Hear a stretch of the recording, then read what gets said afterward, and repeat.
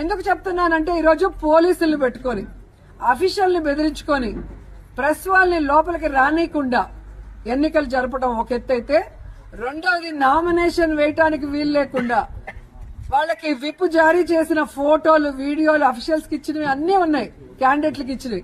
అవి లేదు అని అబద్ధం చెప్తూ అన్నిటికీ సాక్ష్యాలు పెట్టుకున్నాం. ఎవరిని వదిలిపెట్టే పరిస్థితి లేదు. ఆఖరికి వాళ్ళకి 4 మాకు 4 అందరూ కూడా వైఎస్ఆర్సీపీ వాళ్ళు టై అయినా ఏదైతే లక్కీ డిప్ ఉందో ఆ లక్కీ డిప్ తీసినప్పుడు ఒక చిన్న పాపను తీసుకొచ్చారు. నిండర్లో ఏమో ఆర్వో చేస్తారు, విజయపురంలో చిన్న బిడ్డను తీసుకొస్తారు. సో తీసిన పేరు ఓపెన్ చేస్తే మంజు బాలాజీ అని మా క్యాండిడేట్ ఉంటే లక్ష్మీపతి రాజు అని వాళ్ళు అనౌన్స్ చేస్తారు. వెంటనే ఆయన పరిగెత్తుకుంటూ వెళ్ళి ఆ పేపర్ లాక్కుని తిప్పి ఆ ఎలక్షన్ కమిషన్ కెమెరా ఏదైతే ఉందో దానికి చూపించడం జరిగింది.